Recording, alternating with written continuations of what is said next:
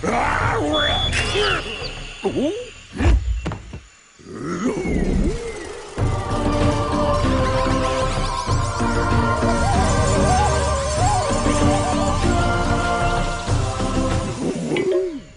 up, everybody? This is Derek. And Kevin.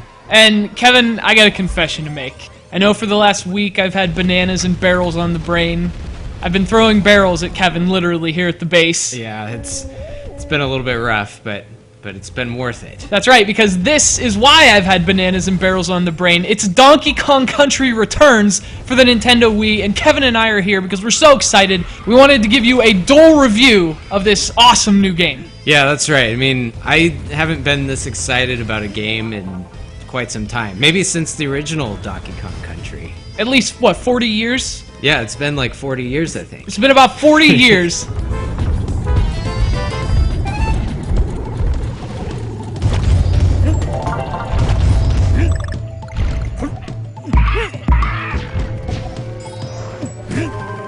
Well, obviously it hasn't been 40 years, but it's been a while. It's been at least a decade since Donkey Kong 64, which is sort of the last proper, true Donkey Kong game.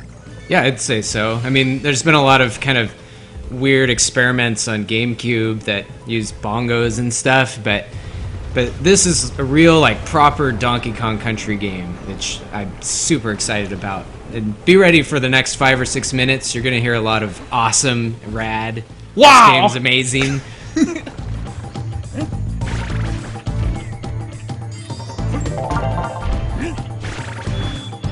I mean, in all seriousness, though, this game is a great throwback to the original Donkey Kong Country. Oh, it's well worth the wait. And like you said, it's very faithful. Here's what I love about it, right? Everything. Yeah, but, I'm with you there. It's amazing, awesome, rad. Wow!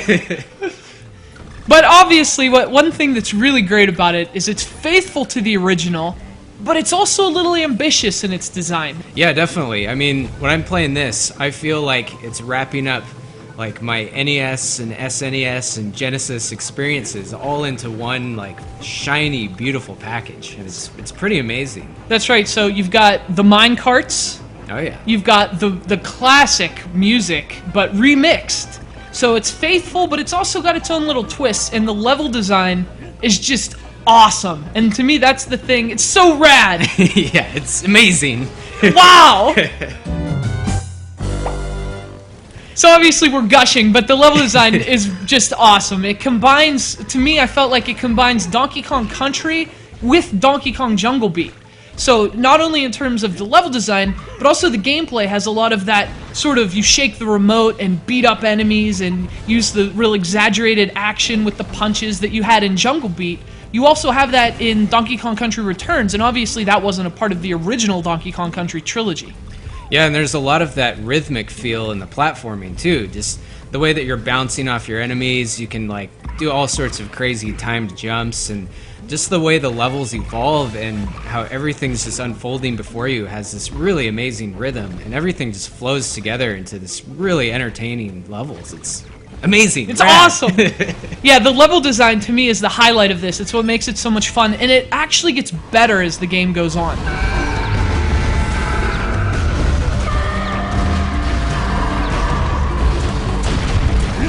Because the game is so rad.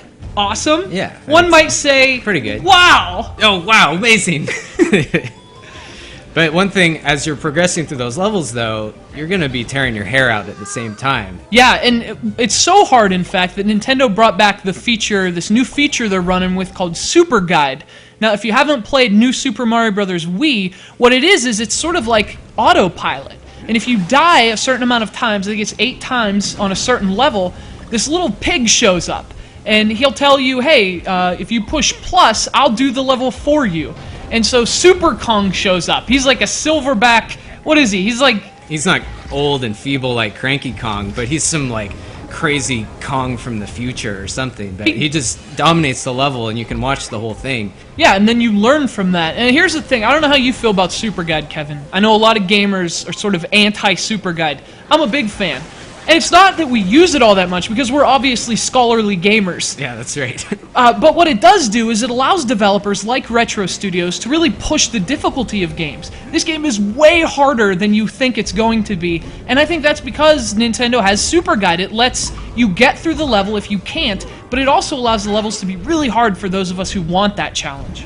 Yeah, I think it's great and makes it really approachable to all ages of gamers. They might, get really frustrated with a level they can't beat, so at least Super Kong's there to help them get through that and still experience the rest of the game without, just giving up on it. So I think it's great, but I still want to punch that pig in the face every time I see him. It's like, I don't want to use Super Guide. We don't need your help.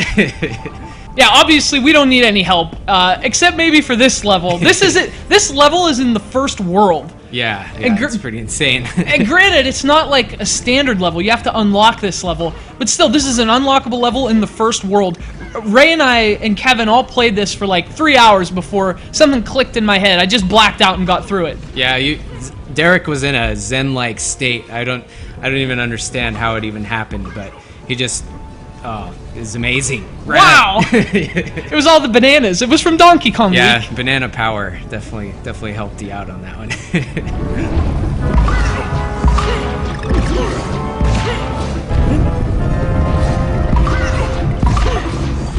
So as we mentioned, this game was developed by Retro Studios, and that's a name every gamer should be familiar with. They did the Metroid Prime trilogy, but what they've done here is they haven't revolutionized Donkey Kong. As we mentioned, it's faithful to the original, but they have refined it and revitalized it, and part of that is their incredible art design. I think Retro, and you see this in Metroid Prime, you see it again in Donkey Kong Country, Retro has some of the best art designers in the industry, period, and this game really benefits from it. They made Donkey Kong Country look gorgeous. Yeah, the atmosphere and environments that you encounter in this game are just amazing. I mean, the background just feels alive, the weather's evolving throughout each level, and the way that you can interact with the backgrounds, like blow on little dandelions to get power-ups, and it's just really amazing and rad and awesome. One might say, wow! Yeah, I was saying wow the whole time. Yeah, you don't see these kind of graphical touches on Wii. There's so many nice effects, and like Kevin said, when you blow on the dandelion,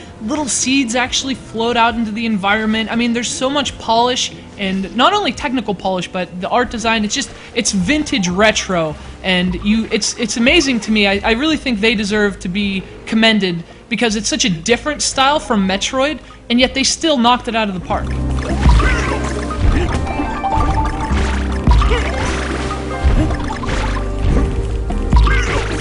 Although, it could have been cool if they had first-person Diddy Kong with like the coconut gun, and you could like use a banana vine grappling hook. Or maybe not, but the side-scrolling's awesome.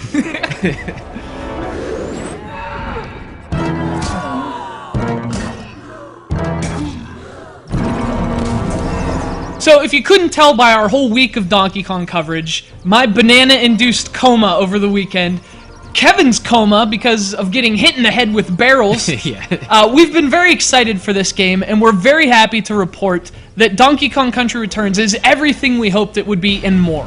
And you know when Kevin gets excited about a new game, because Kevin only gets excited about games that were released in the 80s. Yeah, that's right, So this is a big deal. I'm like freaking out right now. That's right. That's unusual. So Kevin and I are going to go play this some more. We highly recommend that you do the same and go buy a copy of the awesome Donkey Kong Country Returns.